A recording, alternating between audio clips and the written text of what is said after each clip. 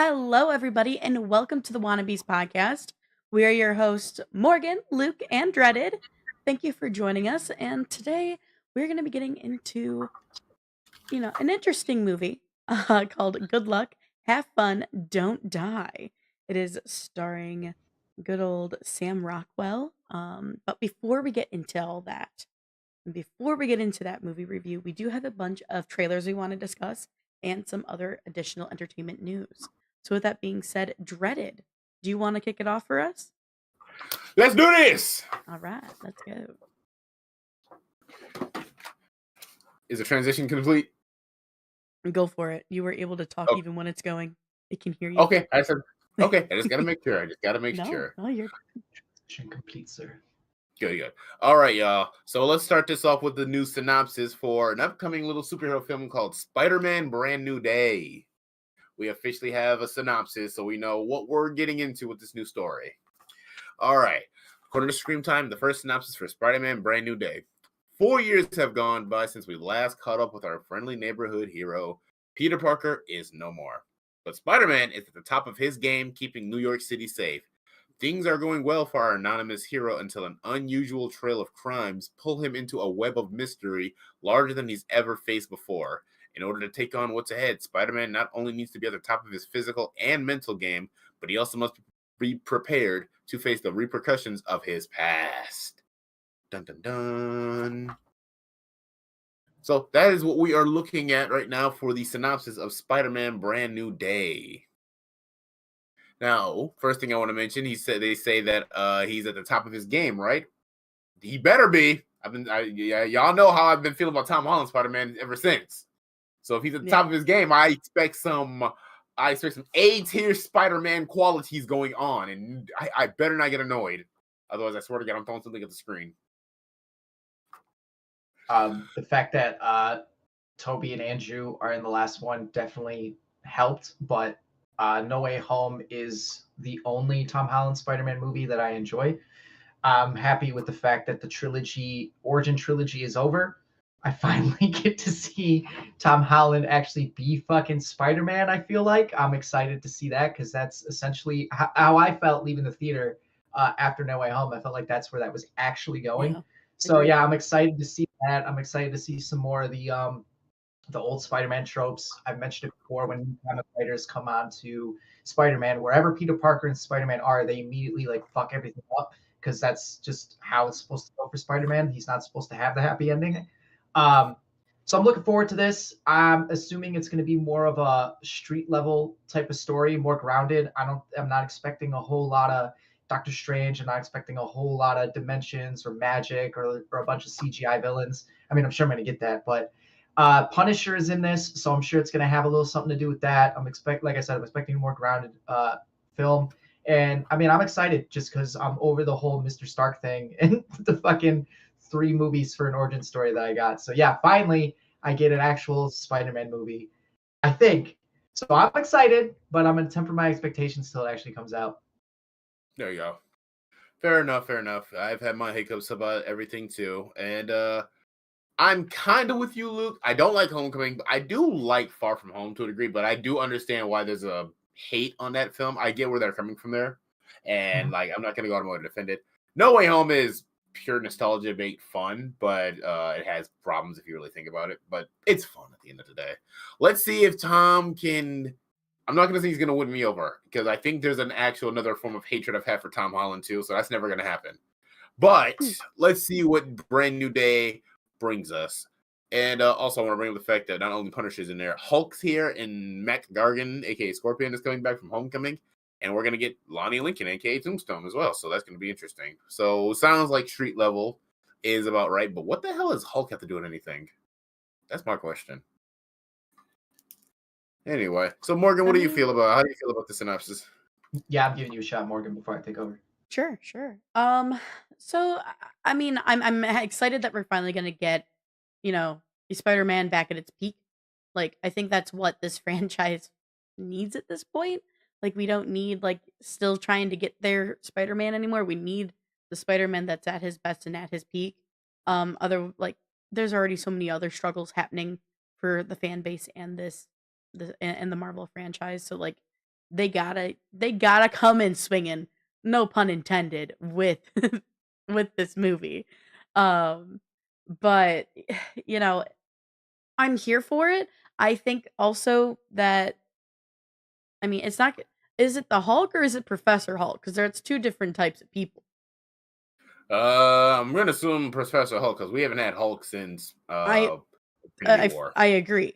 So if it's You're not. Professor Hulk, I could see him easily reaching out and kind of like that almost being like a catalyst for him to get back into the game with other superheroes. Because right now, no one remembers him, and he remembers who everyone else is.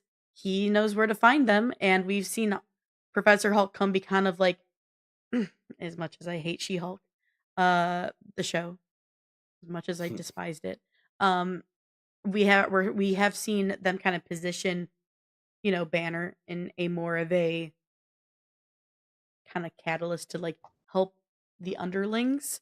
So to me, I think that's what's going to happen and why we are getting Hulk in this film. So I'm Sounds kind of with accurate. Luke here, though. I'm kind of just going to wait and see what happens. I've definitely been more of a Tom Holland fan than you guys have, but still had my reservations as well. But I mean, the last film was great because of all the stakes, because of the emotional pulls, because of us also getting all of our own nostalgia. So I can't say how well excited or not excited I am because I'm just kind of like at this point, like I'm not getting my hopes up, but I'm also not gonna be like I'm not gonna assume they can't deliver because we've seen Marvel deliver in the past. We just need them to deliver like how they have before. Gotcha. My hopes are way up, man. They're way up because now we can get through all the BS that comes with the first two, because the third one is probably the most standalone Spider-Man that Tom Holland has had, without the influence of any of the other Avengers, really. And I'm really just I can't get past the unnecessary importance they put on the relationship between Tony Stark and Peter Parker. Never been a fan, never will be a fan. So now that we're through all that is over. Now I can get something directly Peter Parker Spider-Man focused, and I'm very much looking That's forward to fair. that because I think that's where this character succeeds the most. I mean, that just goes for any Spider-Man and what they've been doing with Mhm. Into the Spider-Verse. Those are Miles stories, and when it's Gwen's story, it's Gwen's story. It's not they're relying on somebody else. It's their stories, their personal. Um, the Amazing Spider-Man movies, love them or hate them, they're Peter Parker Spider-Man stories, and we know that the original trilogy is that as well. So I think that's where this succeeds the most, and I'm hoping that's what this is going to be as well. All right. All right. So there goes our Spider-Man news. That's how we feel about it. Tom For Holland, you can now. suck it. Yeah, for now. Until the I don't trailer know. I've comes seen out. him give Anyway, really good performances in really niche stuff. So listen, Tom Holland's not a bad actor, but my hatred is in a different way, okay? It's kind of like, And hey, listen, I'm sick I'm of, not. Oh, sorry. Go ahead. one, I'm just sick of seeing him everywhere. Two, he pissed me off as Spider-Man a good number of times. Three, I don't know. I just hate him. I just chose to not like him. I am I'm with not an Anthony Uncharted Mackie on fan. this. I'm not an Uncharted fan, but he had no business playing Nathan Drake. oh no, I don't True. disagree with that. I don't disagree with that at all. But that Let's isn't all be That's niche. real. probably the only thing that I really hate about him. Really, honestly, it's just that like you're just getting shit for no reason. Let's all be And honest. We chaos all know walking. that's the best thing he ever did was chaos walking. Okay, let's move on now. Anyway, so in other news, we have officially shut up, Anthony. Amy Rose has been casted for Sonic the Hedgehog 4. As we all remember, Sonic the Hedgehog 3 in the mid/post-credit scene, Amy Rose made an appearance and murked a whole bunch of Metal Sonics. And we were wondering who's going to play her, who could it be, and who is it? It's Kristen Bell. Kristen Bell has joined the cast of the Sonic franchise and will be voicing Amy Rose. I'm okay with it. I like it. I like the choice. Not mad about it. The only thing that I want is this to stop being Earth-based. Can they go to Mobius or whatever their planet is? Can I actually get them in their element instead of this forced human interactions that they have? Because the sweetest thing about 3 is the fact that is everything that happens with Shadow and Sonic and the actual Sonic characters, not the humans, Yeah. Sonic characters. So if you're gonna keep introducing them, then just make it completely them based. I don't know. I mean, we got a lot of Sonic media that took place in Earth-like based places, and those are pretty well done. From the Sonic Adventure games to Sonic X to even hot take. Sonic 06 is Don't do not a it. good Don't game, do but it. shut up. That story actually isn't bad though. It's not Get a out. bad story except for some aspects. Get out of here. No, I will not get out of there. I If said I hot see take. if I see Sonic making out with a human, I'm gonna lose it. See, that I didn't say, but like story, everything else, the time travel stuff with Silver, Mephiles, Shadow's story, that Sure, stuff is but cool. does it have to take place on Earth? It's what I'm saying. Because after a certain point, okay, Jim Carrey already said he was going to retire and then he came back. So is he coming back? If he comes back, I'm cool with it. But like after a certain point, like I forget the fucking character's name, the Wachowskis. Why are you here? Like this is above your pay grade here. This is above your level. You can't like stop it. Get out of here. I will only It's disagree Millie Bobby because Brown and Godzilla all over again. I will only disagree because I was a big fan of Sonic X, and I don't know how the fandom felt about the character Chris, but we did, have a human to tag along with it. So I guess adoptive parents isn't the worst thing, I suppose. But seeing how their roles were reduced in 3, I would say the franchise is learning. Like they're probably still going to be present, but they're not going to be that important. Like let's be real, because there's a point where James Marsden's just kind of out of the movie for a while, and same with Tika. All we get really is Jim Carrey. Yeah. And I do And love of them course, in these movies.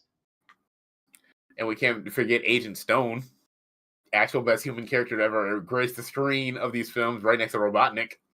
No, it's Wade. I have a little anger towards Wade because the Knuckles show was not what I hoped it for to be because it was too much on Wade. Still haven't seen it. There's a lot of Wade focus on the Knuckles show for sure. Yeah. But so Morgan, how you feel about Kristen Bell as Amy? I mean, I love Kristen Bell. So she's also a very, very great voice actress. She can do a lot of different things. So I think she's going to be great. I think she's going to bring a really good energy to it and to the character. So I think it's a good casting, truthfully. I don't disagree. I want to see them get more into their realm and their world and see them because I feel like we get like them holding back their abilities a lot because of how their abilities can badly affect Earth and the people they love around them. So I'd like to just see them fully unleash their shit and go ham. But that probably won't ever happen on Earth. And I do hope that we are slowly pushing more and more away from like that human focus. It makes sense. They're his adoptive parents, or they are their adoptive parents at this point. Um, but yeah, that's just kind of where I stand with it. I agree with you, Luke. I hope we get more of them and their element with their abilities. And I love Kristen Bell, so I'm happy she's casted in this franchise. Yeah, I just want to see the worlds, man. That's really what it is. We got a brief glimpse in the first one, and it looked really cool. It looked cool. It looked nice. Yeah, you can do it. I mean, it can again still like a lot of the later games still did have Earth-like elements to it, and they can still go ham on Earth. They have in the games too. So like build up to it. I mean, I still want to see Shadow do a Chaos Blast. That'd be dope as hell. So I there's just want to see those worlds. That's really all it is. I just want to see them. Anyway, call me when you tell me who's voicing Metal Sonic. That's what I want to know. All right, I'm gonna save trailers for like last and stuff like that. So let me talk about a disappointing update for a film that recently just came out. A film that the first one, or should I say the third one, I was really disappointed with. You guys liked it a lot more than I did. But 28 years later, sadly we did not get to catch it. Luke, did you ever catch it? I still have not seen the Bone Temple. For the Bone Temple. I went to go see it, and it was the week that it officially left, and I'm like, damn it! You know what's funny? I just missed it because of vacation. I was trying to see it. The last day was in theaters, and the theater I was in had technical difficulties. No, that's the worst. I know. I was so upset. But the good news is, I did. Oh God, where is it? I was right here. I did get a free ticket out of it, so I can go see a movie for free. That's what happened to us when we saw the first one. When I went with Breon, we went and saw it in the big like screen format at MJR, and like the projectors over here weren't working. Damn. So I got a free ticket too, man. It's fine. We'll be able to watch it mid to late April for free on Netflix. Anyway, update. Sorry. Yeah. So anyway, so it's a sad update, unfortunately, because A little box office news for a movie we did not review. 28 years later, The Bone Temple had a budget of 63 million, but their box office intake was only 57.6 million, so that would make it a box office disappointment, unfortunately. Yeah. However, it seems that the movie is now in limbo due to the fact that its performance did not do as well as the studio hoped, even if it had positive, or should I say, critically acclaimed reception. I hear the good things about this film. Which, listen, I know I was really hard on the first one, or should I say the third one, 28 years later. I stand by that. But I was willing to give Bone Temple a chance and stuff like that, especially because I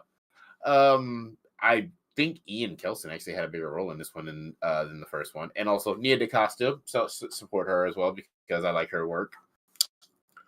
But, studio, how the fuck are y'all going to be like, it's now in limbo and it's not doing as well as we wanted it to do when you didn't even market the fucking movie? Where was the marketing? You know what's funny? I didn't even know a second or an international trailer came out until I just went and searched Bone Temple for shits and giggles. Where was the marketing? And also, I want to say this too. I'm not saying racism, but it kind of feels that way too because, 28 years later did really good, directed by Danny Boyle and stuff. Now we got Bone Temple directed by Nia DaCosta, black woman, which is also kind of hurting as well, and did not do very good financially with no marketing. I'm not saying y'all didn't, I'm not saying it's racism, but it feels that way. So what the fuck? How y'all gonna, be disappointed and you didn't even market this movie correctly? Seriously.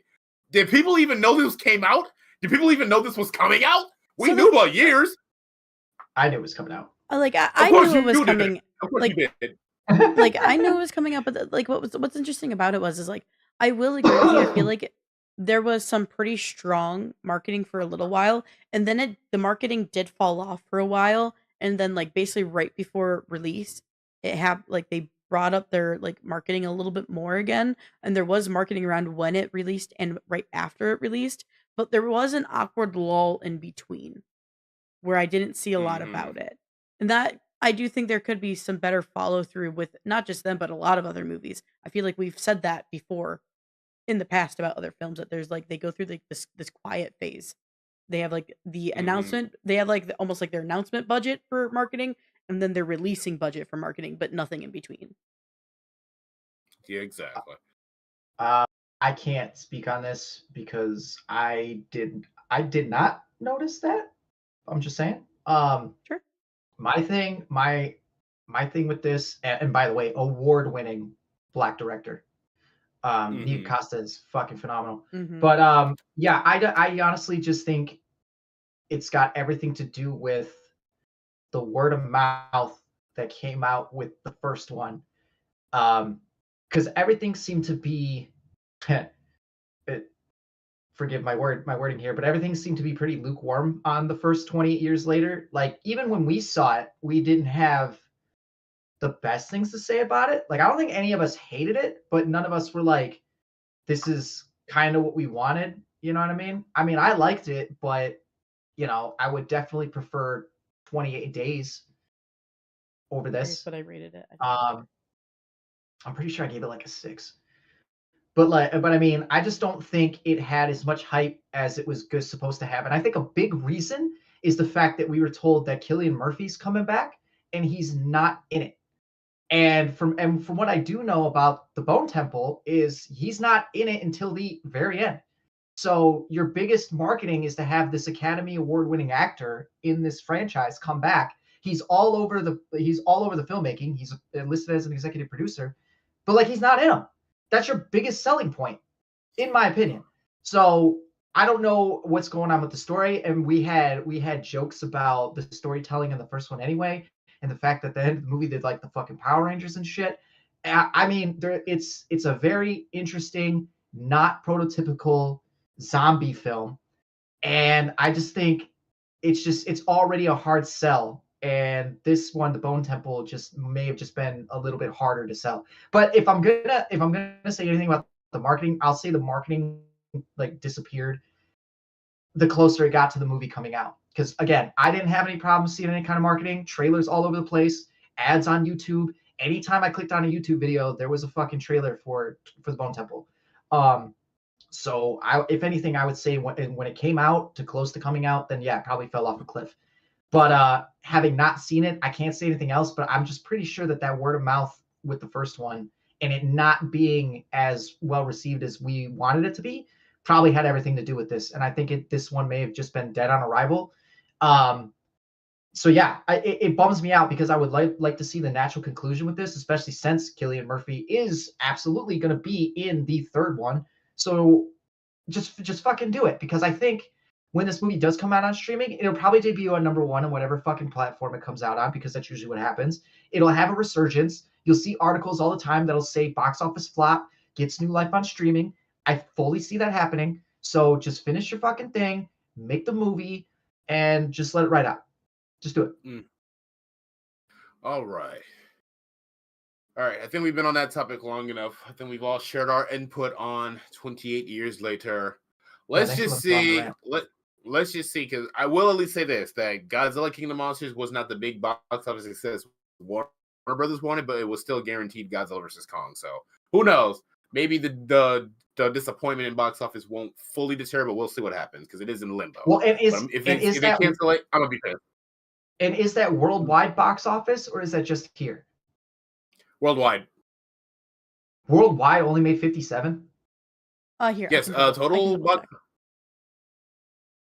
Total box. I mean, I believe you, but like, yeah, that is officially a bomb. I would call that a bomb. That sucks. Here, let me double check. Where is my thing that I own? Go ahead. I'm about Wikipedia right now. Yeah, so box office, it does, even the Wikipedia on box office says 57.6. So if I go to the box office area, this also released in January, didn't it? It made 25.1 million in the United States and Canada, 32.5 million in other territories, for a worldwide total of 57.6.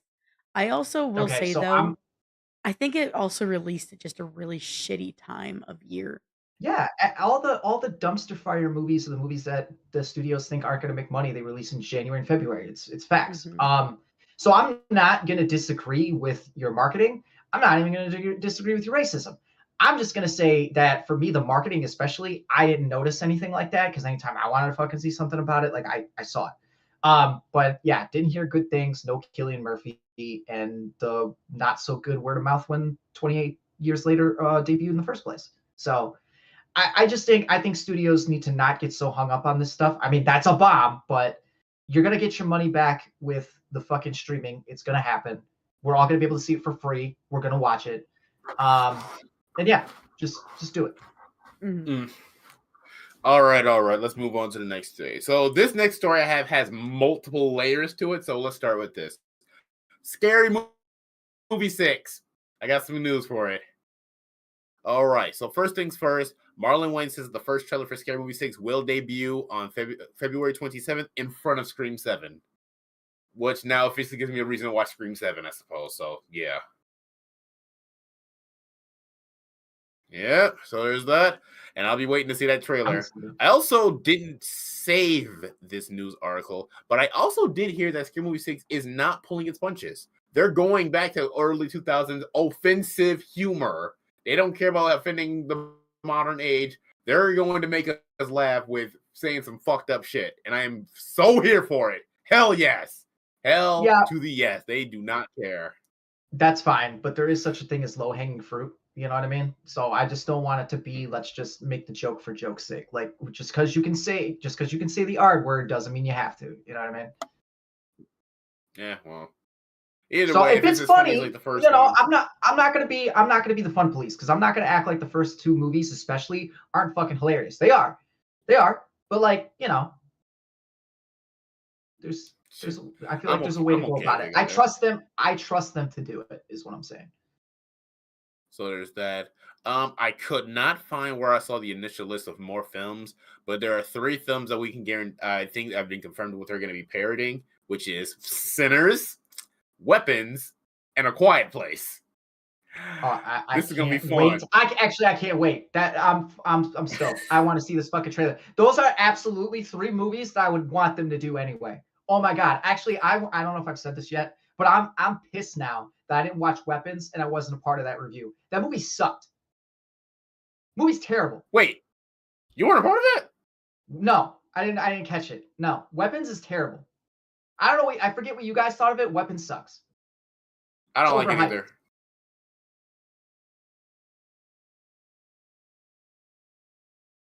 I muted because I coughed and I forgot to unmute myself.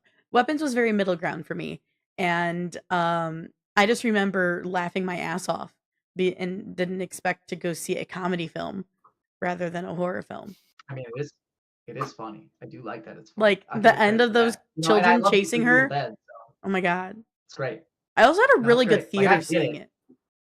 it. Everybody was cackling I at think that I did movie. too. Luke, I'll make this brief. I didn't like it because it wasn't the film I was really hoping for. It's not necessarily in my eyes, it's not necessarily a bad movie, but it's a movie that I can't necessarily like because it's not what I wanted. It's not the movie they told me it was. That's it, I suppose. So yeah, okay. So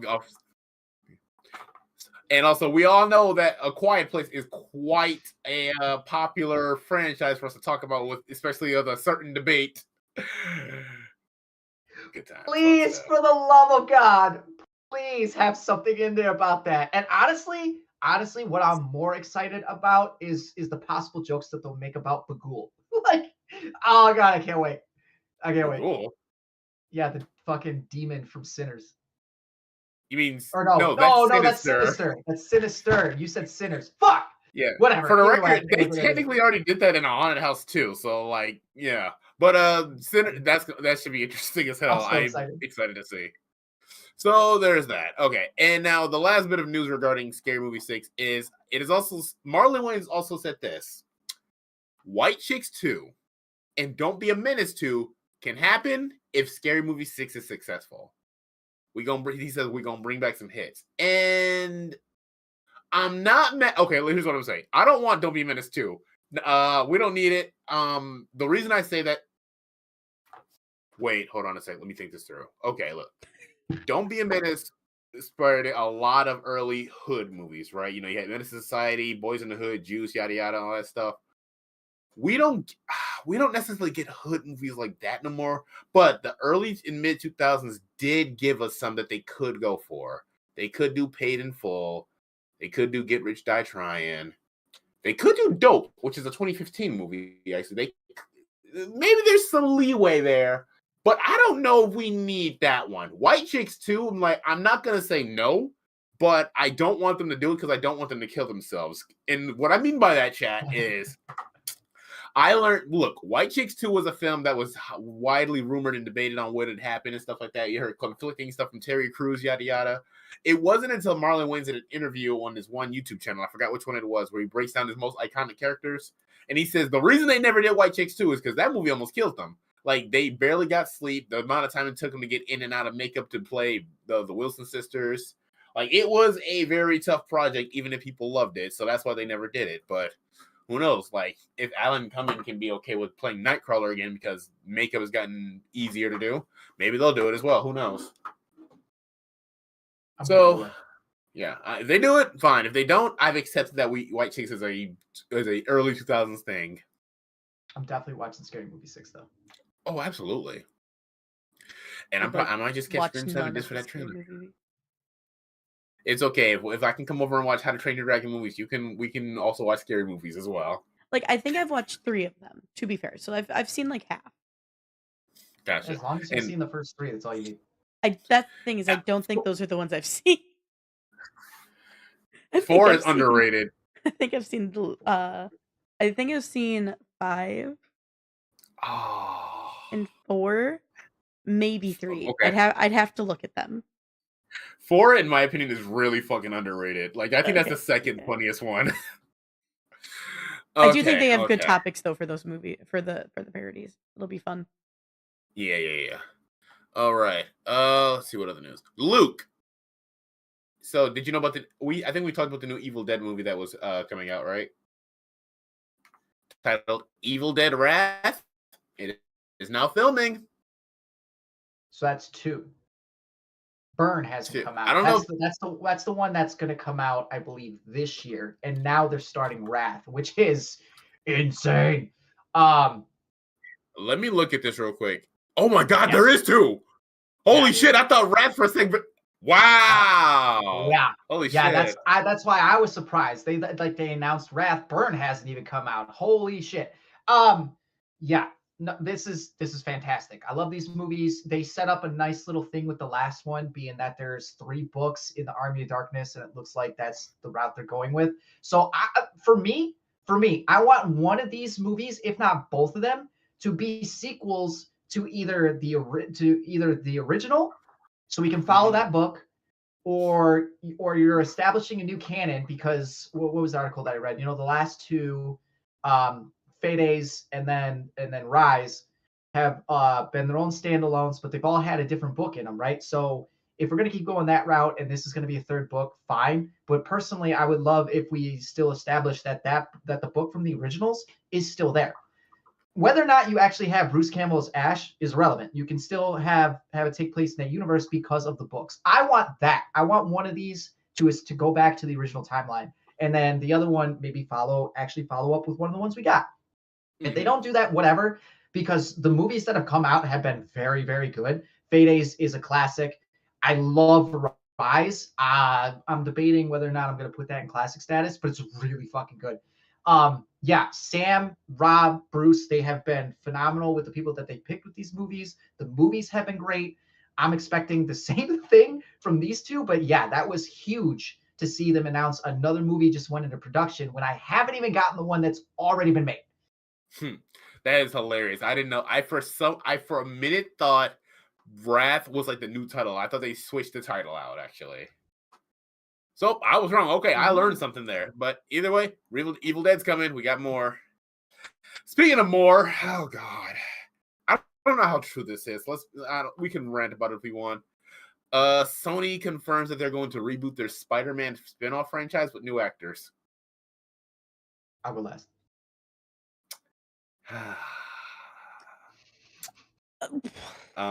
Why? Like, just why? I don't know. Maybe because they realized how bad they fucked up with everything that wasn't Venom. And they just go for Listen. it. Just take the cap off. It's fine. Go for it. Go for it. Your mic can't get you when you're yelling that hard. No, I'm sorry. I won't yell. I'm sorry. Hold on. I'll try and reel it in. You can yell. We just won't understand you. They fucked that up too. That's the thing. Of course you want to redo these. You fucked everything up from jump. From go. You fucked it up. It is so bad, so atrocious how badly you fucked those up. Tom Hardy and his Venom are fine, but they are not Venom.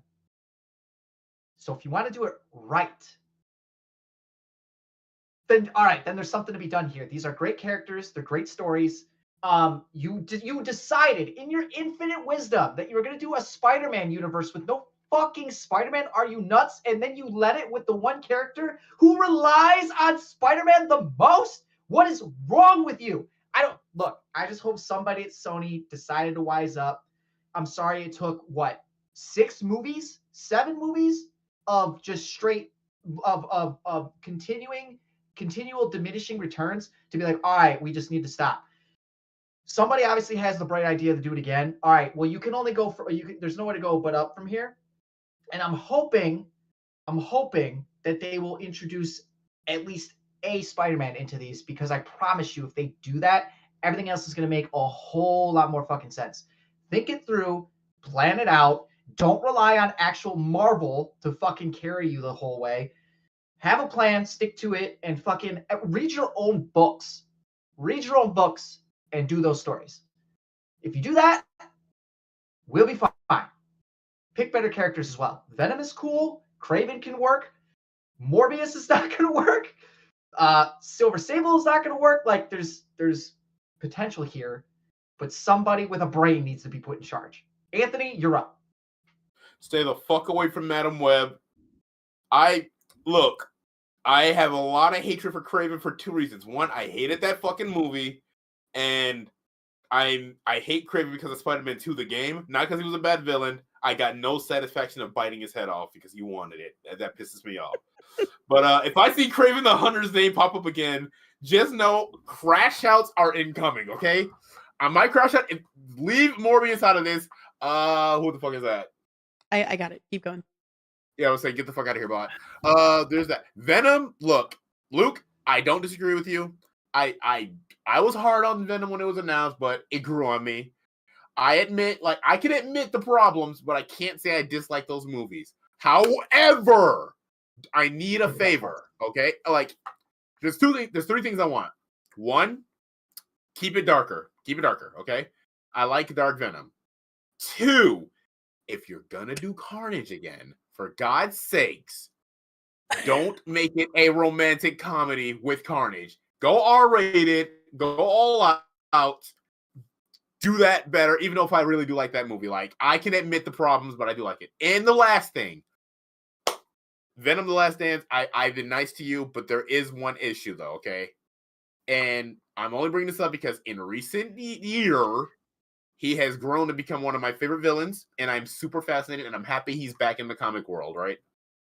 But it's unfortunate that Null was introduced in 2018. The same year the first movie came out, when maybe it couldn't be established that well. I don't know what happened first, what happened after, but maybe, just maybe, set up Null better and have an actual payoff, because Yeah. if this Hard is agree. real, I'm going to be upset if we don't get to see him again, especially if Andy Serkis doesn't do it again, though, right? But you can redo it. You can do a bit more justice, even though I liked what we got of his as a looming threat. So there is that. And Luke, I'm with you. We need a Spider-Man in this world. We do. We really do. Now, I don't know how that's going to work with Marvel, the MCU, with Tom and shit like that, but who knows? Well, like, if we So, think about it, they've already willingly, with Marvel, established the fact that this is considered a parallel universe, right? This is a different dimension. You can still keep with that and get yourself just a really fun neighborhood Spider-Man who, just in general is part of this dimension and has nothing to do with them. Like, we have Spider-Verse out there. Like, it makes sense. Like, all the groundwork is there. There's that is two true. on the sidelines right now that you could pull Yeah. from. Absolutely. There's that. There is that. So yeah, Sony, if this is real, if y'all gonna do this again, good luck. Have fun. And I better not see no Craven. Just get the fuck out of here. Sorry, I'm never gonna let that go. Okay. More news. So let's jump into the game world real quick, actually, because we have a new cast member joining the Amazon original God of War series. Ed Skieran is joining the series as Baldur. I want to say this once. I'm going to say this real quick. One, that's actually pretty good casting. I actually like that. But two, this man is officially typecasted. This man has officially been typecasted.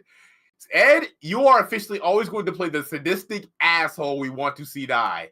You were Francis in Deadpool. You were what's-his-face in Alita. You were an ass in Jurassic World Rebirth. And now you're Baldur? I played that game. You're an ass. And I had a lot of fun beating the hell out of you. God damn. Why are you so typecast? This dude is so good at playing dickheads. Oh my god, it's funny. I also But, think this is other good than that- casting, though. Yeah, that is in For casting sure. though. That's cool. It's really nice to see this is moving along really well. Like, they're getting actors out there, and like hey, they're taking this seriously. I still got my hangups, but still, like, okay, I see y'all moving forward. Also, in other news, God of War trilogy. In other news, God of War trilogy remake was announced too, but this isn't tech release. But I just wanted to bring it out there because it's awesome. And TC Clark's not coming back. We did talk about it 2 weeks ago. I don't know if there's any implications or any news about like exactly how the game's going to go, but I want them to get like the Resident Evil 2 treatment. Like, I think if you're going to remake a game, like, remake it. Yeah, I mean, there's a lot of debate on if they're going to do the over-the-shoulder camera like the new ones, or they're going to do the fixed camera angles like the old ones. But we'll see what happens. I'm excited for it. I'm going to play them, definitely. Zeus, your son has returned, and he'll bring the destruction of Olympus. All right. Next things next. I talked about this briefly with Morgan. Luke, are you an Evangelion fan? Yeah. Okay, new anime is in production. I saw that. I'm stoked. I don't know how to feel about that because I thought the rebuild was like finally a solid ending for it, which Ano admitted he just had trouble ending. What the hell? Money, money, money, money. I suppose. And like I mean, also, I don't. Go ahead. I was like, Evangelion is like one of the messiest stories I ever had to like unravel too. So, how's this gonna work? It's part of the charm, honestly. I think that is because narratively speaking, as far as the original anime is concerned, because I haven't watched the rebuild movies, it's very good narratively until the ending. Like the ending's messy as shit, but it's very good. Like I recommend watching the anime all the time. But yeah, I until I heard about or saw the movies coming out and have seen Ano talk about not being able to come up with the ending. I mean, like, I was cool with it. You can take it however you want, put your own, come to your own conclusion. And again, I do think that's part of the charm. The fact that there is an ending that I will watch someday because I do love this franchise is cool. And obviously, I will love anything that Ano does, from Godzilla to Ultraman to Evangelion, like all of it. I don't think the man does anything bad, and he does interesting shit. So the fact that he wants to come back to Evangelion doesn't bother me at all. I guess just take some time and think of an ending. But the fact that like all these animes that I grew up with are getting new life does nothing but make me very, very happy. So happy. And they are continuations, not weird little spin-offs and fucking stories in between stories. I'm not taking a direct shot at Dragon Ball, but I'm talking about Dragon Ball. Are you trying to get him to stop Dreaded? Yes. I thought he was trying to get his camera to work. Focus. That's what I thought was going on. We've all been there. Yeah, I've done it. Did you not watch the end of Evangelion movie? No, I've only seen the show. I haven't watched the movies. Like I've attempted, they're on Amazon, and I started to watch one, and I forget why I didn't finish it, but it's something that I just haven't gotten to yet. I want to. I need you to watch the end of Evangelion. I need Okay. your opinion on it because as How I many told movies Morgan, are there? hold on. As I told Morgan before this whole thing started, the end of Evangelion movie is the scariest non-horror thing I ever watched. Okay. Actually, I think you told me this before too. Yeah, okay. I always have to bring that up because holy shit, I was in silence, wide-eyed watching that movie. 7 films. I might have There's been 7 even a movies? little traumatized. So they have the end, then they have 4 rebuild ones, but Yes. 7. Damn, I don't even know where the other 2 came out. I think those other 2 might be like retellings of the original show, but I could be wrong. I'm not a fan when they do that, but I get why they do that. Yeah, so, okay. Evangelion will be back. It's in production. We don't know when, so we'll probably sprinkle in news going forward. We'll see how this goes. Fucking Yu Yu Hakusho to come back. That's what I want. That's what I want. Listen, if you haven't watched Yu Yu Hakusho, you are doing yourself a disservice. A genuine disservice. No. All right. So next up, we'll keep this brief, but Eric Dane had sadly passed away at the age of 53. Truth be told, I only know him from 2 things. I know from Euphoria, the show, and Bad Boys Ride or Die. So, little quick thing. Oh, is that the dad? In Euphoria, yes. Yeah, okay. Yeah. He was also in Grey's Anatomy. Yeah, I didn't know that he actually passed. That sucks. Yeah, he just passed a couple days ago. Question. It was of ALS. Go ahead. Why are we still doing Euphoria? Like, I don't understand why they're continuing with the show. Yeah. I'm not gonna answer that. I have no answer for that. All right. Also, Sydney Sweeney, you know you can say no. Anyway. Okay. So now let's dive into some of the trailers. These are the last things we got. So let's start with the shortest one I found, actually. The first trailer for the movie The Backrooms, which isn't really anything. It's just shots of what we know of what looks like the Backrooms. I am excited. Made from A24, and I think Kane Pixels is working on it too. That's actually why I'm worried, because I'm not the biggest A24 fan. I have specifically enjoyed the A24 films that I saw last year. the 2025 A24 films were great. Like they did, for example, Warfare last year. Loved their Warfare film. Oh right, I forgot about that movie. I forgot that was that. Like I'm actually So okay, really, fair really enough. excited to see A24 taking this on because Into the Back Rooms is actually just like such a weird niche horror game, and there's so many spin-off games that have been made off of it.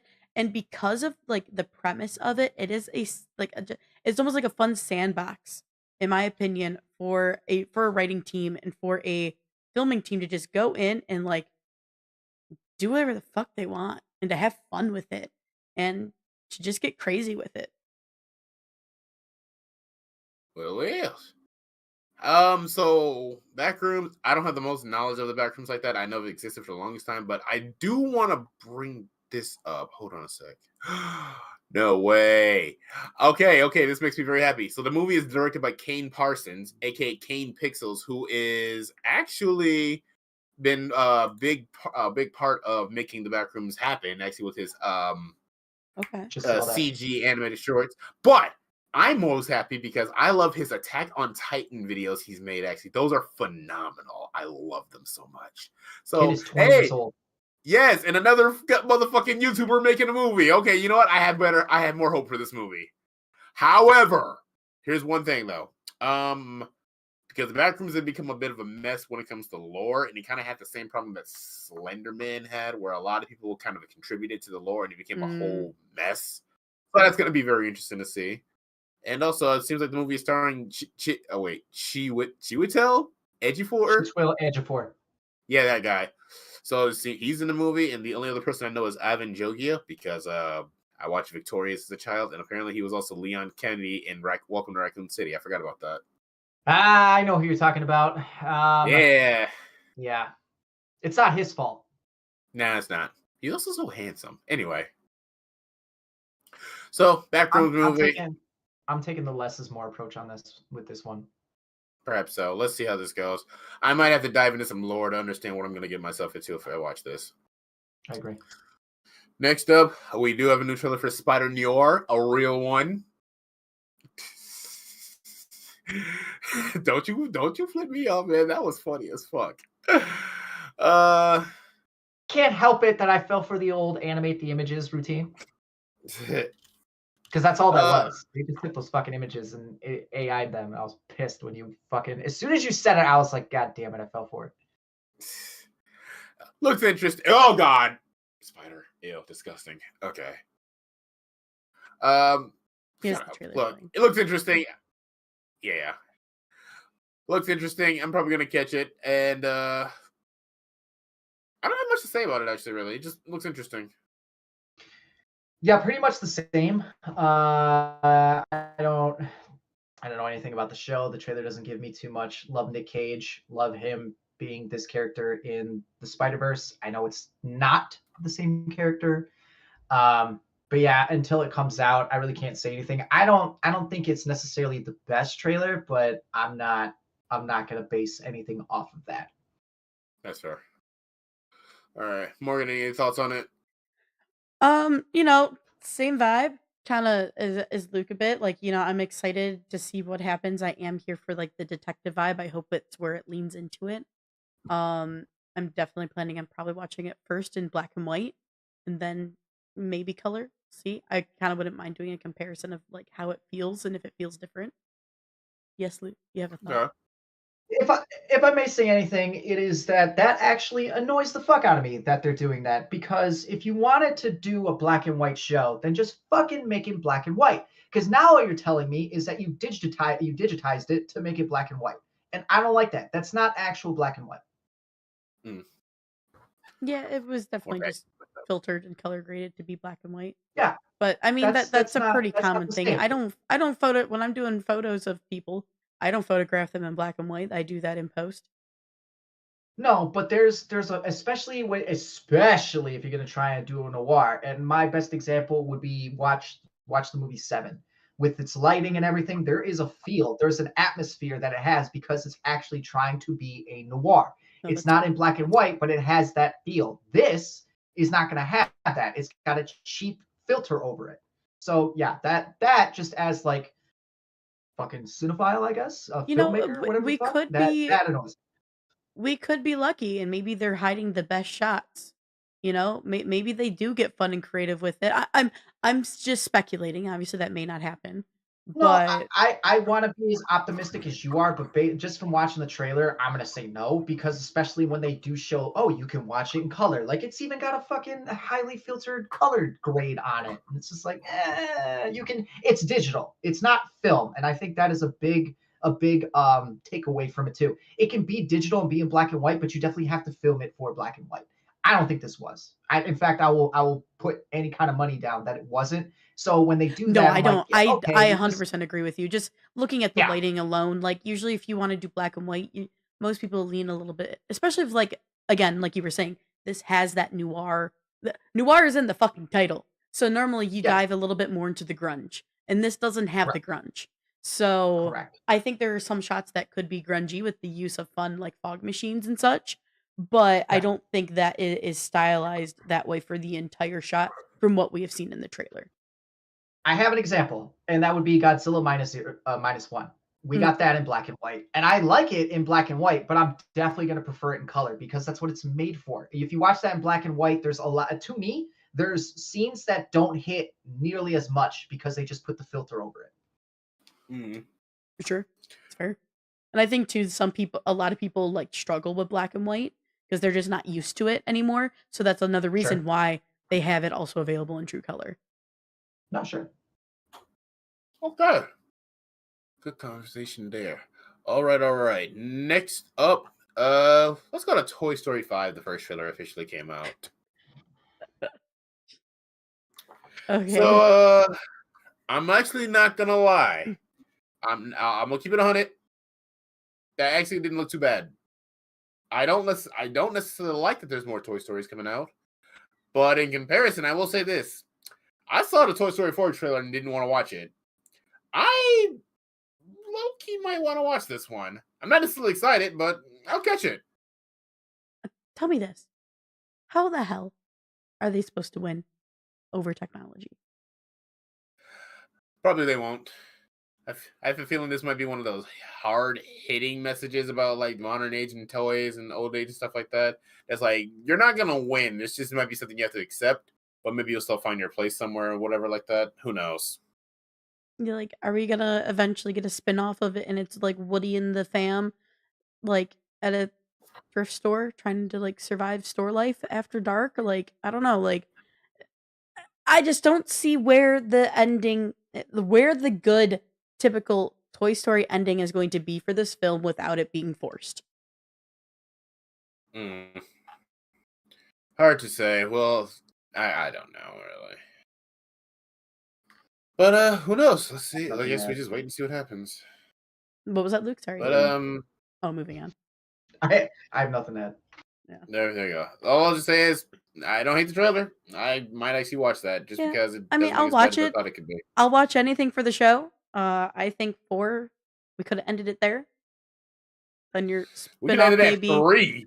Yes, I agree. But they did 4, and 4 I think set them up for like if you want to do like on Disney Plus, like some spin-off shows with like Mary Bo Peep and like Woody like out there being no longer with the kids and like protecting the toys and everything. That could have been a fun like spin-off, like little like, you know, one-off episodes. I don't think we need another movie, Hmm. but What if the ending actually circles that's what back I to how got. Toy Story 2 went, where they might become rare collectibles or something like that? Well, then we'll see them in some sort of store. Let's see. All right, 2 more trailers to go. Next up, Lee Cronin's The Mummy. Released a trailer back on February 18th. Oh no. So, how you guys feel about it?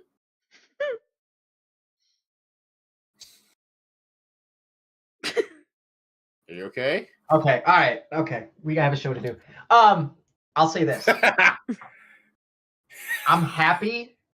I am so happy that they're actually gonna make the Mummy 4. Oh Lord. Oh Well, God. okay, all right, all right. In all fairness, I don't think Lee Cronin is a bad filmmaker. I don't Mhm. think that he can't make a bad or a good horror movie. My problem is that after watching both of these trailers, because there's two, what I've gotten from this movie is that it's not a mummy movie, it's an exorcist movie. And that's not what I want. That's not what this is.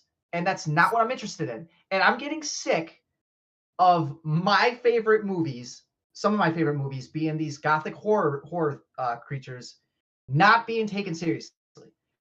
Invisible Man was very good. The Wolfman is a giant miss, and this sounds like it's going to be another giant miss. Like I get it, I totally understand. New voices, new creators, new visionaries, totally understand. But at the end of the day, you're making a fucking mummy movie. So make a mummy movie. This is a fucking exorcist movie. What are we doing? Yep. I have nothing else to say. Like it's Um, literally like Exorcist meets like The Conjuring meets The Mummy, and It's that mummy. we don't Kinda. need that. movie. Like we don't Yeah. need that. Like give me The Mummy. Look, I'm not the biggest. I'm not as big on the Mummy like you guys are, but even I'm like, what is this exactly? Sorry, go ahead. I was going to say, like, I feel like I will watch this, but again, I'm already at least seeing from the trailer, like, oh, this doesn't look like what I was at least going to hope for it to be. Nope. Mm-mm. And I have been on this show and I have said that while I love Brendan Fraser's movies, they're Indiana Jones meets the Mummy. I want the fucking Mummy. Like, what are we doing? I want some Boris Karloff shit, man. Like that back in the day was horror. People were horrified by that. Get writing, Luke. That's all I got. It's just we just got to make it. I'm literally already working on a Wolfman as we speak. That is not a joke. So Perfect. Dude, yeah, I guess I'll just put that on the fucking list. Finish Crawl's Face, do a Wolfman, and then let's do a Mummy movie. There you go. Oh. You know what? That's what the Wanna-Bes is going to be known for. We're going to fix adaptations that aren't what they should be. That's what we're going to do.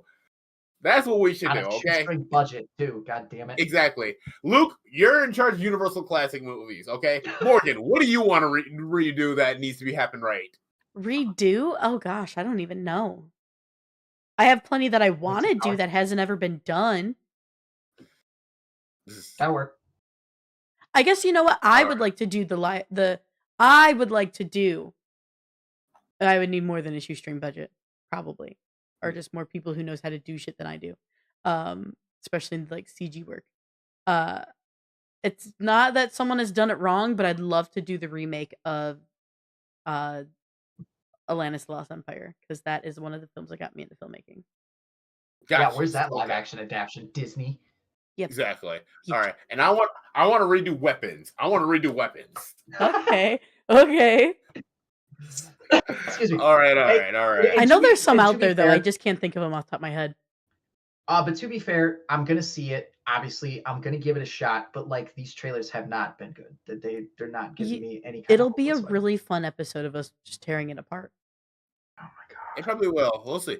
It doesn't. Again, it kind of reminds me of Weapons. It doesn't necessarily look like a bad movie. Will it be? But it's not going to be the movie. It's not going to be the movie I think we just wanted. So there's that. Yeah. So we'll see. Although I will say one thing. May Calamaui is in it, and I like that lady. She's cool. All right, last trailer to talk about is the one that released today, about 7 hours ago. The topic. Mortal Kombat. You said what? I said that topic depressed me. I'm glad we're ending with this.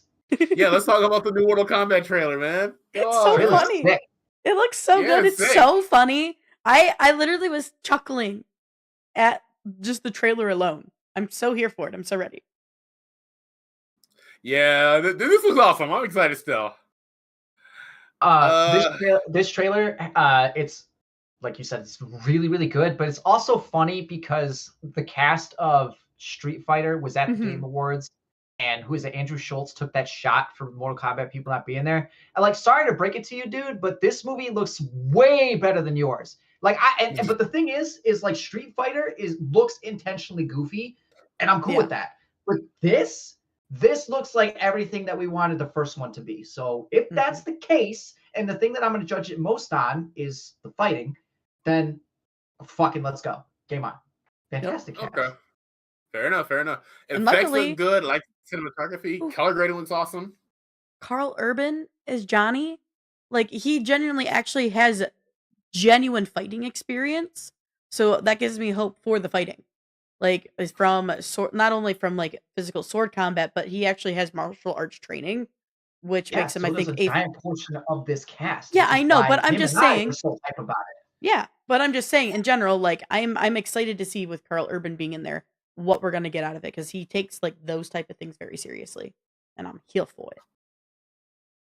I just hold on. I just noticed something that I didn't notice the first time when I watched it. Raiden did my favorite move. He did the flying move. I'm so happy. Also, I want to bring this up too.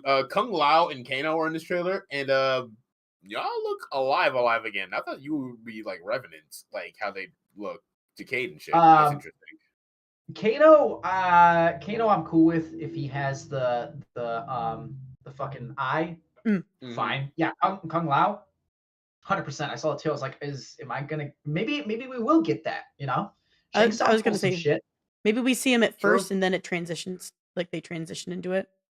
I could Maybe. definitely see that happening. But I mean, I'm happy to see him there, and that looks like it's going to be a cool fight. So that's what I mean. The story based off the trailer already looks like you got me. You got me with the story because that's definitely some Mortal Kombat type shit. So now you got to nail it with the fights. Have to. Yeah, Shao Kahn looks awesome. BB, I was a fan of the first one, so I already feel good about this actually as well. And if you guys look, the picture I sent you guys in the group chat is the funniest thing about this trailer. Because even I was wondering. Isn't he just in the background of the first trailer? I think so. Yeah. There's no sign of Cole Young anywhere. Dude, didn't even think about him until you sent me that. And I was like, oh, no shit. Yeah, he actually wasn't in there. Yeah, no Cole Young. Fuck that. That's hilarious. That's hilarious. Also, guess again, good look at Noob Saibot. That effect on Noob and his clone is awesome. I also like that they took the time to show me a chart up Joe Taslim's Sub-Zero anyway. Thank you for that shot. Yeah, that that's true. I'm looking forward to it. This movie looks like it's gonna be cool as hell. I'm hype as fuck for this movie. Like, it's definitely one of my more anticipated ones. I mean, and I gotta look again, but a lot of the movies that I've really been wanting to watch this year are about to come up. So this is one that's later on in the year that I'm stoked for, which is good news because after Scream and The Bride, it's kind of a dry spell for me personally. So I'm glad to see that fucking Mortal Kombat is on the horizon. All right. So here we go. Mortal Kombat 2 releasing May 8th. So coming soon. I'm excited for it. The day before my birthday. Hell's it? Might be a birthday showing, guys. I get The Bride on mine. Okay, but it has to be strictly. Oh my! I'm just saying. Okay, I just remembered. Oh wait, I got something scheduled the next day. I wonder if I'm supposed to have anything before that. Okay, interesting. We'll see what happens. Alrighty, well, y'all, we ready to get in our movie review? And that was news. And that was our very long segment of news that normally isn't that long, but a lot of shit dropped. So there's a lot today. A lot. Yeah. It's not a bad thing, you know? All right. Dreaded, I know you're going to be around kind of if you have questions and want to say stuff to us and ask questions about it, but I know you sadly did not get the chance to catch this movie because your basement decided to not like you and give a little bit of a flood job. So don't even get me started. Yeah. Is that a sex thing? No. You said what? Genuine what? No. Gross. Ew. You know, I'm never mind. I don't give a damn. Brother, no. So, yeah, sorry, anyway. Chad. Sorry, Chad. I didn't get to watch this movie, but at least I stuck with you for about an hour and 14 minutes for news. Man's just out here getting flood jobs. Like, good for you. I don't know. Yikes, you. Anyway, Dreaded, if you have any questions about and like comments you want to say, please feel free to add them. But for now, Luke and I are actually going to be diving into our movie review of Good Luck, Have Fun, Don't Die. You guys have fun. Don't die during this review. I'm gonna look up flood job on Pornhub. Let me see what that's about. Oh, please, Jesus Christ! Just keep the volume down, okay? That's all I ask. If I hear something, I'm gonna jump through the screen. Yeah. All right, muting now. Maybe mute. Yeah. Go that graphic novel I let you borrow. There you go. Do something productive with your time. All right, In the Morgan. No. Yeah, that one. All right. So, everybody, good luck, have fun, don't die. Released when it release? It released specifically in theaters on February 13th. It did release back in September 24th of 2025 for at the Fantastic Fest. So it did have a bit of a stint at a film festival. But I this was is wondering why it said 2025. yeah, specifically for a film festival, but its actual like debut out to the populace was it was here in February. But this is directed by Gore Verbinski. I can speak. It's fine. It's written by Matthew Robinson, and it is starring Sam Rockwell and plenty of others. We will get to them. We will touch on all of them, maybe. And Zazie Beats, baby. yes. So the budget for this film was $20 million. And for our box office, where's my box office? It doesn't have a box office for once, except for just what it made. It has made $7 million in box office. So obviously coming in under, but I want to say that doesn't surprise me. This film was not really marketed, like hardly at all. We talk about films not being marketed. This was a film that wasn't really marketed. There was some marketing, but I don't think there was a whole lot, if that makes sense. What are you looking at? The studio. Oh, I have that here for you. The production companies was Constantine Film. No, I think Constantine was right. I'm dumb.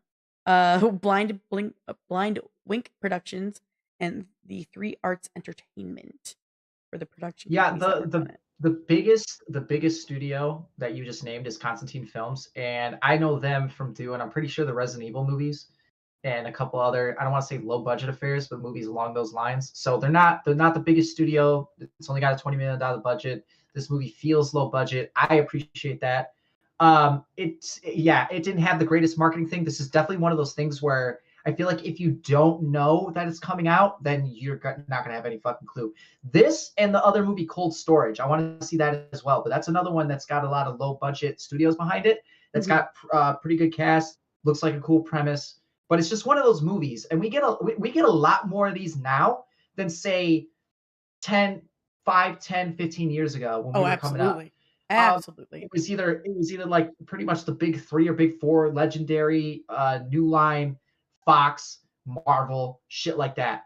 Now you get all these little studios to come together, and you get stuff like this. And I was gonna make a joke and say like this movie sucked, but it didn't. I love this movie, so I'm gonna give it all the praise. Fun with this movie. Yeah, I gotta give it all the praise that I can. Like it's actually, to me, it's kind of insane how good it is. Yeah. But like, man, Sam Rockwell, Michael Pena, Zazie Beats, fucking who else is in this?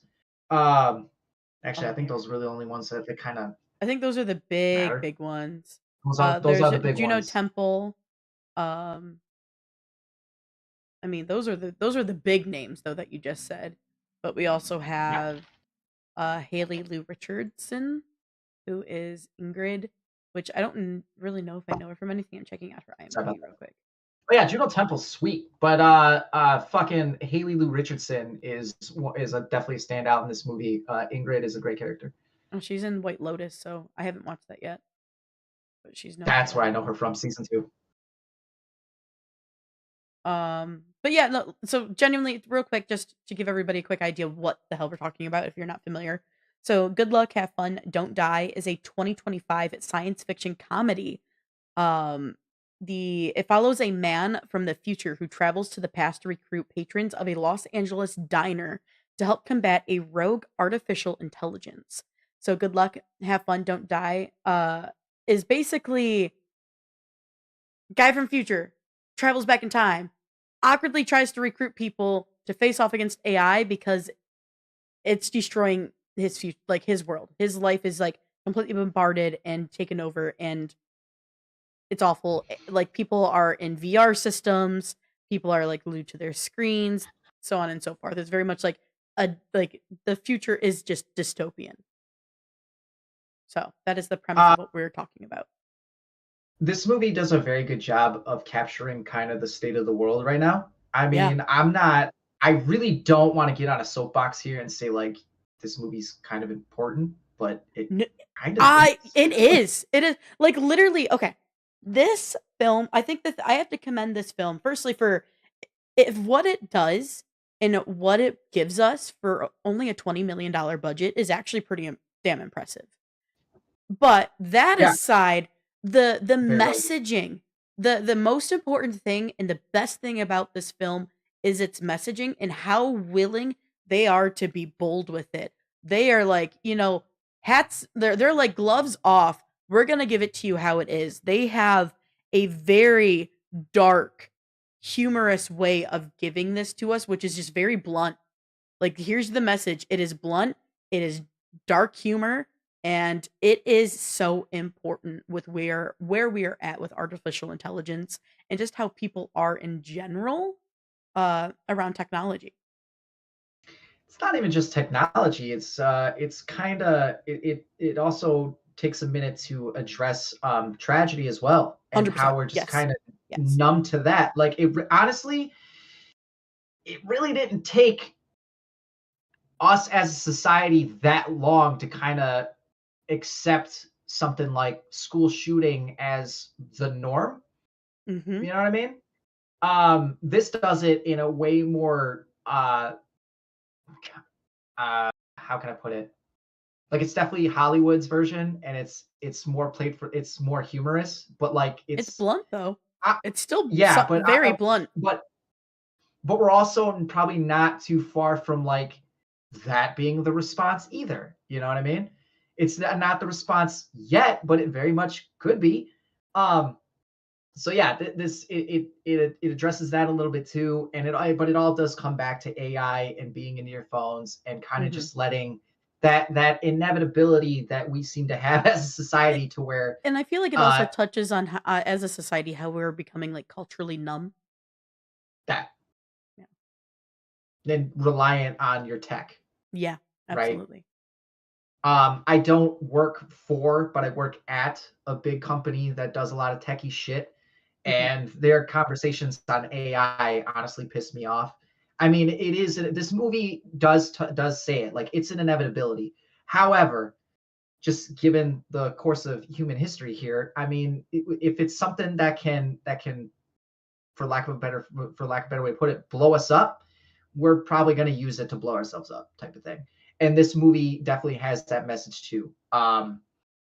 Even I'm not gonna spoil the ending, but it definitely has an ending that goes in line with that too. Like this doesn't have the happiest ending. Um, This also but this has an all is on ending that could bring us another film. facts. But this definitely is off of the backs of Gore Verbinski's direction and everybody's performance in here. Sam Rockwell is phenomenal in this movie. Him Now, real and quick, what else has Gore Verbinski done? Pirates of the Caribbean. Oh, yep, that's right. Yep, yep, yep, yep, yep. I remember Pirates of the that. Caribbean, Rango, stuff like that. Yeah, yeah, yeah. He's I got pulled a up his he's got a page. very very diverse and like big time fucking Pirates of the Caribbean was the one I was filmography. like thinking of, but I couldn't think of like it was like at the tip of my tongue. Okay, cool. Now, man's very good. He's very good, and it's nice to see him do this nice, more personal, low budget thing. That's all big budget action type stuff, and this Mhm. has some action stuff in it, but this is very much just, it's more grounded, I guess you could say. And it all comes down to Michael, Zazie, Haley, Juno, and Sam. Like they're all very, very good in this movie, and I did really like seeing how people it shows the different ways people use the tech, right? You got the teens who are just relying on it. You've got the adults who are using it to cope. You've got Juno's character who's trying to use it to cope, but kind of more in a more responsible way. But even still, it's very easy to see how you can get manipulated by the shit. Yeah, she was Uh, like Juno's character. What was her character's name? Susan. Susan. Susan was very much like I will say it without going into detail. Like she's a mother who's in a big stage of grief, And you also can see how in stages of grief, people will use you and manipulate you. And that at the same time, also technology can do the same in those moments of grief. And Yeah. I loved that with Susan, with our characters Ingrid, Mark, and Janet, we got really unique, different, but also still carried their own kind of similar messages, but also the broadening upon that one message it was given to bring on more messages. We got flashbacks of what got them to the point of them being at this diner. And that there's a lot of films that do that, but I don't think do it nearly as well as this film does. Because you have Sam Rockwell, who is a beast of an actor. I have a lot of films that I like that Sam Rockwell is in. And he is, for the lack of a better way of putting it, he is your star of this film. He is your kind of, how do I want to put it? He's your big name, though there are other big names in here. But they don't let him overpower any of the other characters. I feel like we get a good amount of the man from the future who is Sam Rockwell while also balancing all of these other characters because he's in a group of like 6 of them. And I think we get a good job getting a good time with the ones that matter, narrated and crafted in a way that flows well. Because I feel like the other films fail at making those flow, those flashbacks together into then the main ending story well.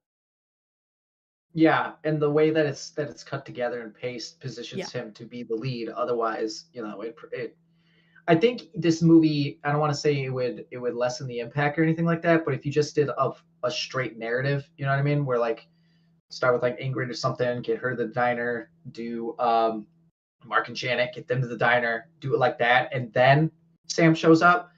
Same movie, it's just it's paced a little different, and it doesn't I look like don't, Sam Rockwell is the star, yeah. in my And opinion. I also don't know if, I Movie. think in a weird way, some of the messaging hits harder because I think Sam's character does a really good job in the beginning, setting us up mentally like, okay, this is what we're thinking.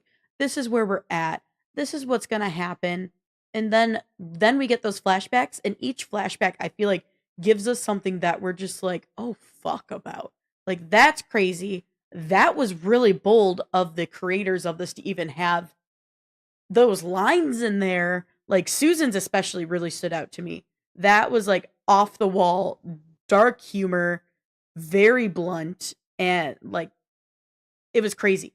And I gotta say, everybody on this film, whether you wrote it, directed it, you acted in it, you filmed it, everybody has a pair of massive cojones. And I mean that with the most respect possible because they genuinely were like, we're going to get this message and we're going to give it bluntly to people. And I love that. Yeah, I do appreciate that as a direction.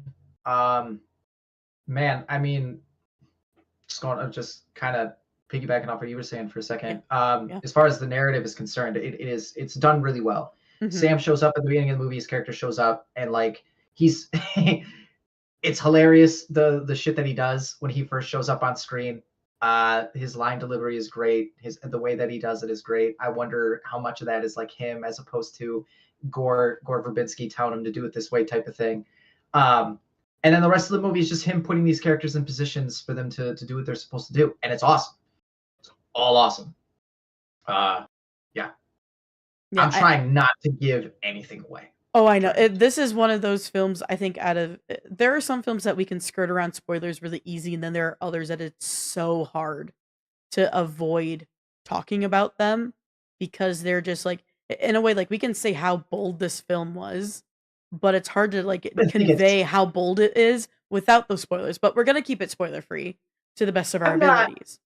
I'm not going to say, I'm not saying you're wrong. I'm not going to say bold though, because that's just like the shit's already in your face. Like, honestly, after watching this movie, like the first thing I kind of wanted to do was go find my nephew and like smash his tablet. I'm just being dead honest.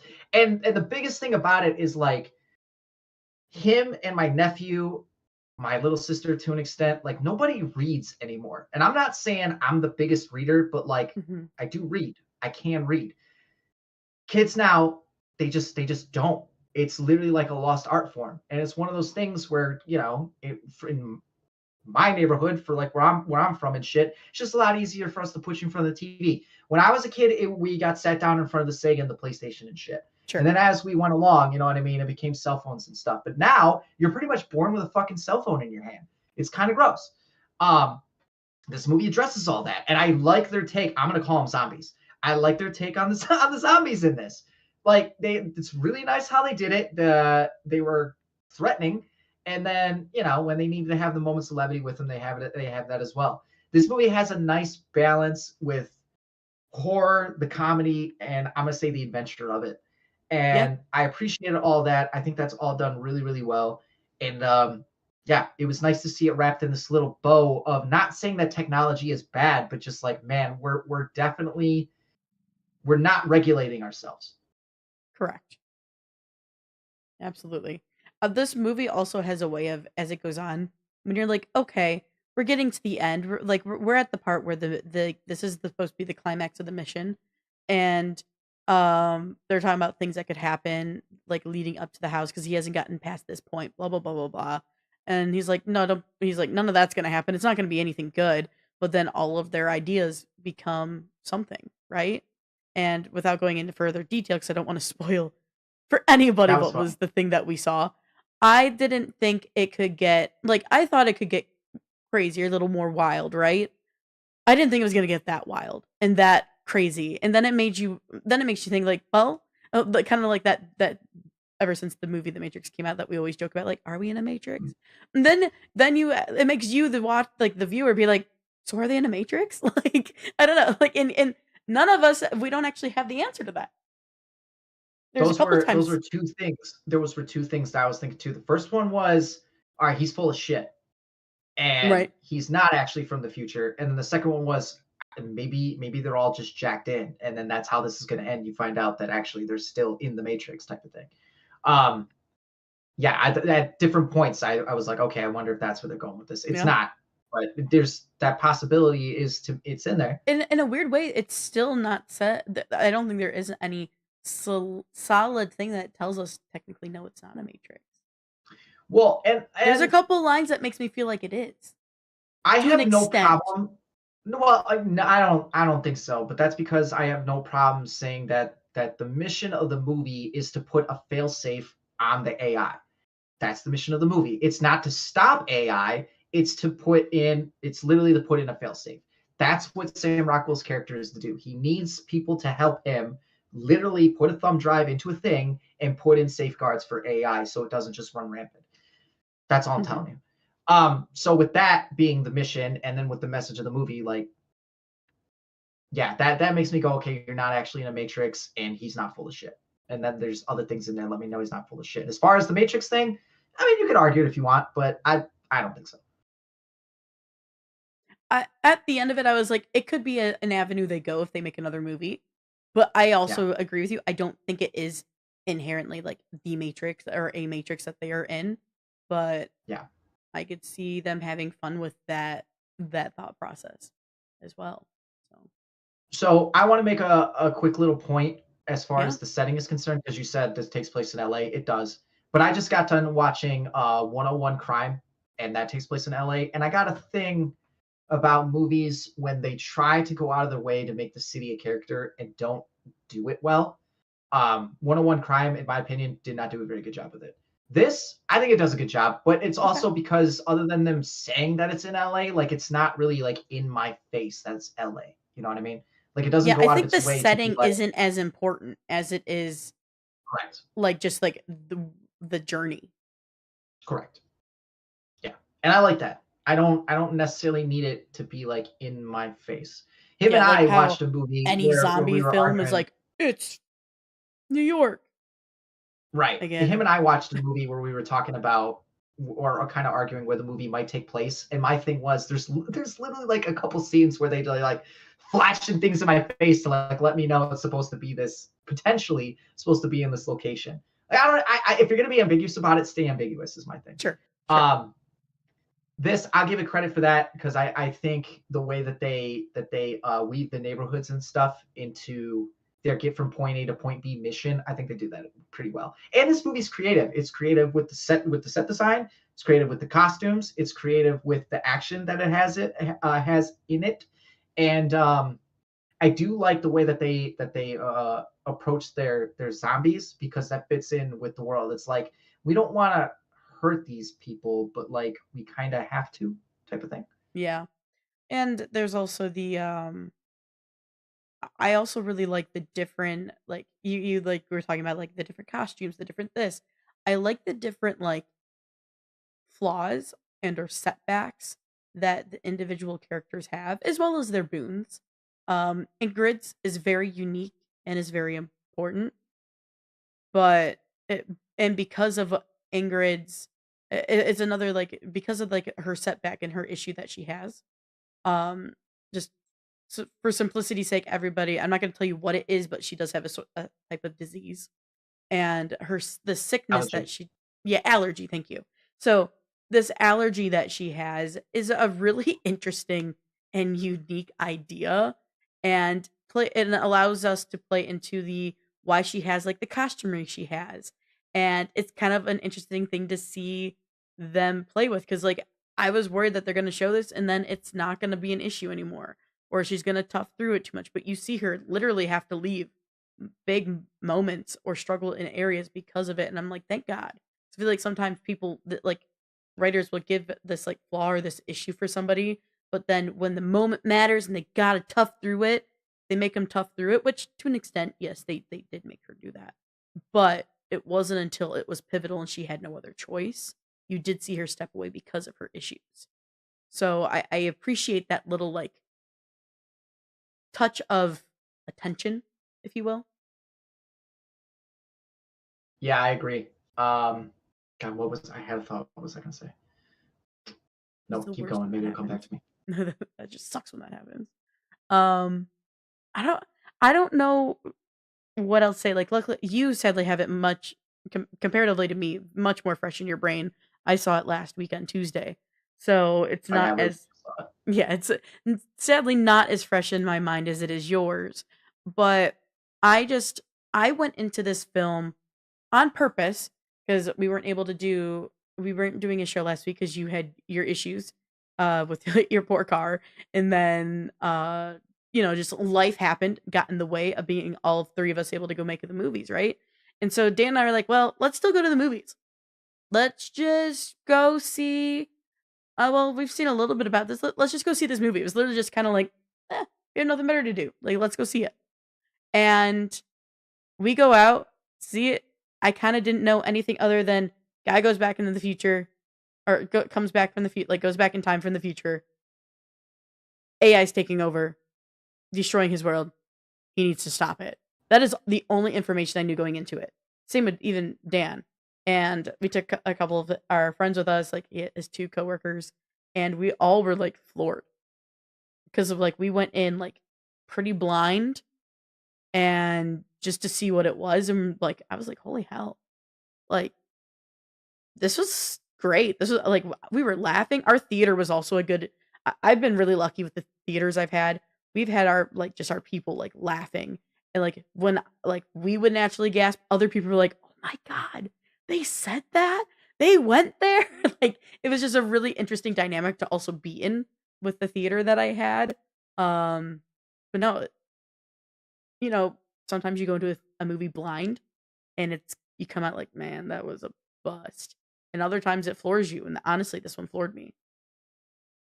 Yeah, I'm glad you picked it. I have known about this. I got a little too hung up with the Bone Temple and some other shit. But no, I knew about this. I wanted to see it. Cold Storage is the other one. If you guys don't know what that is, please watch that trailer. Yeah, I wanted to see this. I'm glad you told me about it. It instantly reminded me that, oh yeah, this was on the fucking list for me. I'm glad I got to see it. My theater was empty, but like I don't care. I'm glad I saw it basically by myself. I really got to like soak it in. Mm-hmm. Yeah. Oh, okay. If there's a couple things that I will complain about, Sure. there's a twist. There's a twist. You can see it coming from a mile away. Like Yeah. I I full saw I that one full went coming. totally went full Mama Morgan with that twist. Mm-hmm. Um, and the other one is there's two bad guys that They weren't don't needed. really go anywhere. Yeah, Like, especially with the way that the movie ends. Yeah, did not need them. But the fact yeah, that they were in there, it could have been a cool idea, but it just doesn't really go anywhere. So agreed. I didn't I really see agree actually with both of those there's points. there's also a plot point with cloning that I didn't love, especially with the way that kind of ends. I mean, by the time the movie is over, like I The get it. cloning I makes do sense get it. though. And I only say the cloning makes sense because the ones that are become zombies are those. So yeah, I guess that's where we're going, which leads to an even Yeah. darker message Yeah, based it off of like does. the school shooting shit that they address. So yeah, those are the only things that I didn't like, but none of it affects the movie overall. Those are just a Agreed. couple things that I went, all right, maybe if I have to pick something, it'll be these few things. That's just nitpicky shit. We are Otherwise, very the much like movie, on the same part with one another. yeah, I figured the movie was going to be good from watching when I first saw the trailer, but I didn't See, think it was I going to be this never good. seen a trailer. I saw like the poster and I Oh, think a scene of like him. I think I saw a very, very brief moment of like him, like basically maybe standing on a table or something right in the diner, but I saw yeah. nothing else of this film. Like prior to Oh going into man. it, I went into this so blind, and I'm actually very happy I went in as blind as I did. Been looking forward to this one for a minute. Like I said, Cold Storage is the other one. I'll have to check it Yeah, out. like every once in a while, it's just a trailer will pop up. I'll see a little something, especially going through the fucking catacombs of YouTube. You just come across shit, man. And like, this is Oh, one of those ones that caught my attention, and it's had it the entire time. I lost it a little bit, as I said, for reasons, but thankfully Morgan went and saw it and was like, "Hey, I saw this movie. I thought it was pretty good.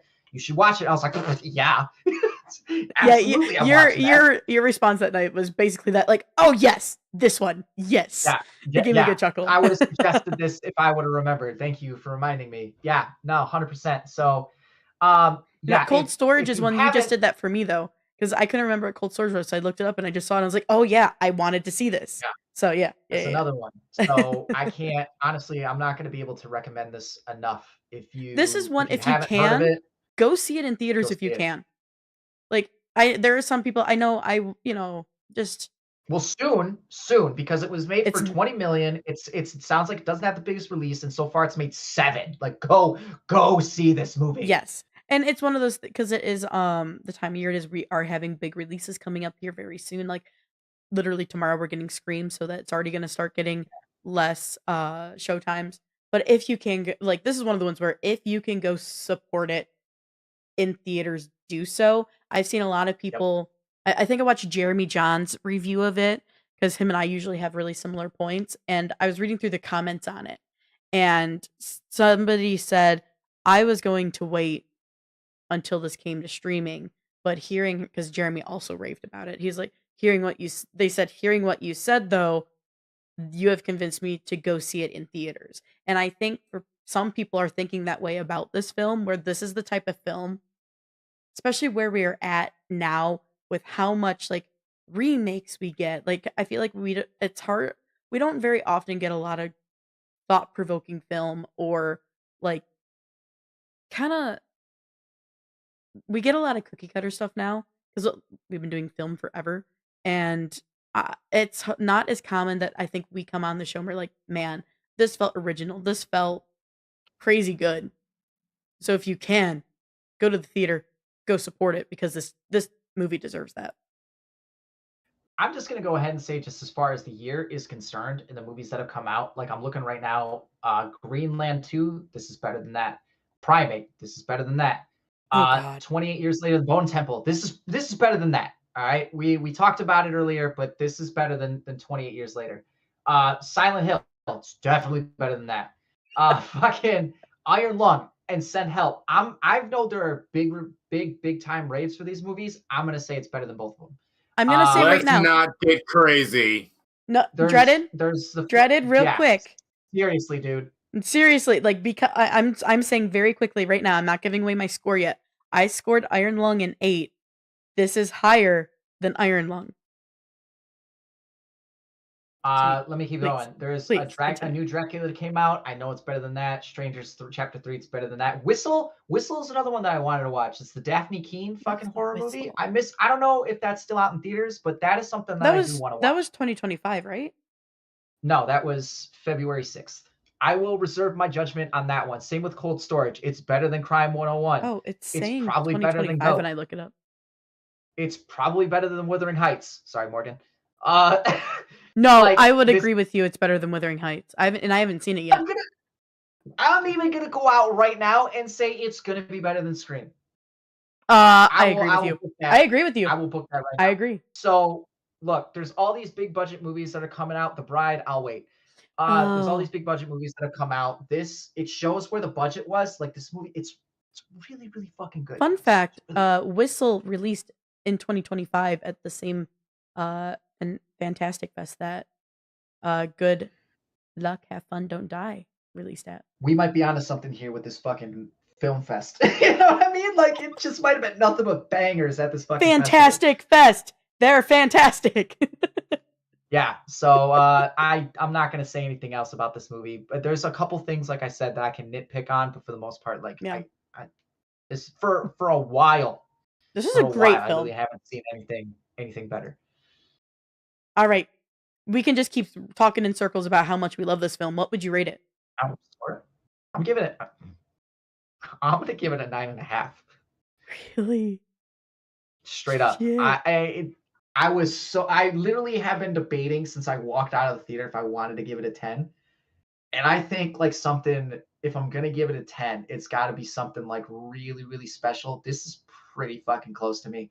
I'm going to be honest and maybe it's recency bias. I don't know. I'll wait for it to come out in streaming and watch it again. But like it hit me emotionally. I love the message. I love the filmmaking. I love the use of the CGI. I love the acting. I love the actors.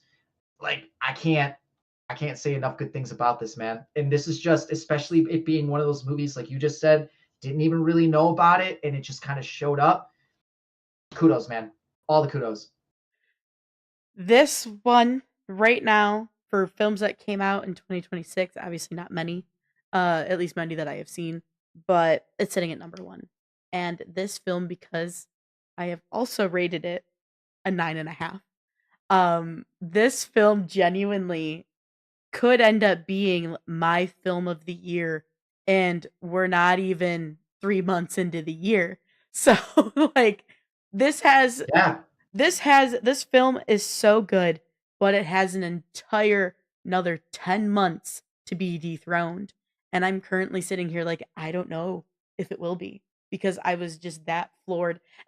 The filmmaking is phenomenal. As you were saying, the actors were great. The way they wrote the narrative and the way they paced it and they edited it, and just I loved it. The messaging, I love the messaging, and I just love. I know I've been saying this all night while we've been reviewing it, but genuinely, I find the people who created this and wrote this and crafted it the way they did to be so remarkably bold, and I respect them immensely for that. And so that's another reason why it's a 9.5 for me, and it's going to be really, really hard to be dethroned. I'm just kind of looking forward to seeing more of these types of films. Not that the big. I feel like we're at the stepping stone of that. Yeah, right. Well, that's what I'm saying. Like, I'm glad I saw this. I want to see Cold Storage. I still want to see Whistle. I hope I get the chance to. Like those films, they look like they're worth the hype, and I'm excited to see them. Iron Lung, I'm gonna throw out there too. Like I haven't seen it, but I hear everybody talking about it and what they have to say about it. I actually think you'd really enjoy it. I'm genuinely curious of what your thoughts would be of Iron Lung. It is one I definitely suggest for you to watch, because I think even just as another fellow filmmaker, you could really appreciate it.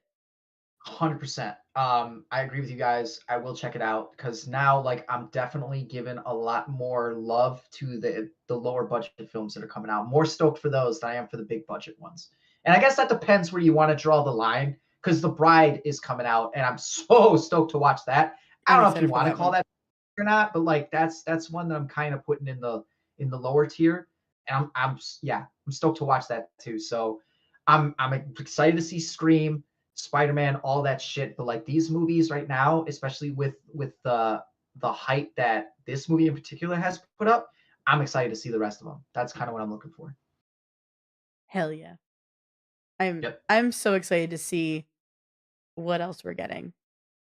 But that also comes along with the studios that are behind it too. Like these, like if you give me a movie that's got 3 or 4 smaller name budget films or smaller name production studios around it, then I know I'm going to get something like this. It might not be on this level, but I'm going to get something like this. I wouldn't necessarily call this original, but it fucking feels pretty original.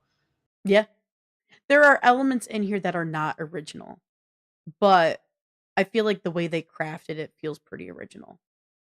It's about as close as I'm going to get these days. Yeah. And that's how I Absolutely. feel about the 3 movies that I've named. This one, Cold Storage, and Whistle. That's how I feel about it. Like they're original in the sense, but are they really? Probably not. But I mean, they're coming from an original mind. Yeah. Absolutely. All I have right. nothing else. Any other thoughts though before we wrap up? No. All right. Well, everybody, thank you for joining us. We are the Wanna-Bes podcast. I'm Morgan, that's Luke, and Dreaded is technically here and was on with us earlier. So thank you all for joining Hey, us. real quick, did you Yeah. watch trailer Cold Storage, my guy? I did not. Just curious. That's it. All right, everybody. Well, thank you for joining us. It was a fantastic show of talking about all the news, all the trailers, and about good luck. Oh my God, I missed it. Sorry. Good luck. Have fun. Don't die. Which I find, by the way, ironic because I always tell my friends when they leave, like, "Okay, bye. I love you. Don't die." um, but yeah. So thank you for joining us. Please make sure you tune in and follow our social medias if you can. We're on Facebook, Twitter, Instagram, Blue Sky, all the other ones I'm forgetting, Threads, LinkedIn. Go ahead and head over there, follow those. That way you know when we go live, what we're reviewing. I believe, am I safe in saying, Luke, next week is Scream 7? I mean, I would say so, unless you guys got something better. I'm No, let's I'm talk fine about to Scream say Scream 7. 7. All right. I'm Next week. sorry. I just want to apologize to my co-host right now because I know for a fact that I've taken full ownership of the next 2 because we've got Scream 7 next week, and then after that we have The Bride. So those are definitely my picks. I want to watch The Bride anyway, so you're fine. All right. I don't feel so bad now, but yeah, those are definitely me movies. So I'm saying I'm sorry, especially with Scream, but thank you guys for going along this journey with me. I appreciate it. I am ready to crash out on Scream 7 if I'm being real. Dreaded, can I switch back over so they can see you? Yeah, that's fine. All right. All right, y'all. With that, you now know what we're reviewing for the next 2 weeks. So next week on Wednesday, March 4th, for 2 days before our man Luke's birthday, you know. But on March 4th, we will be live at 8 p.m. Eastern Time on Twitch and YouTube. So make sure you head over to YouTube, subscribe to us if you're not already subscribed. If you're watching on YouTube right now, like the live stream. Show us some love. Let us know that you enjoyed today's episode by liking it. And if you're not over here on Twitch, come follow us on Twitch as well because we have emotes and stuff and it's cool. But then Ready for we're all looking. the whooshes. Yes. And then as well on Wednesday, March 11th, guys, we're going to be reviewing The Bride. So you already know the next 2 films. Go watch them. Come join our chat and talk about them with us. But for now, guys, we're going to call it a night Please. here. We will see you next week for Scream 7. But until then, and next time, don't forget the popcorn and stay safe, y'all. Good luck. If you forget the Have fun, don't popcorn, you will die. have bad luck, you will not have fun, and you will die. To see that somebody on the production of Scream is a fan of The Raid. I'm not sure where you're going with that, but I'm okay. We'll talk about it off screen. Deal. Good night, everyone. Did you watch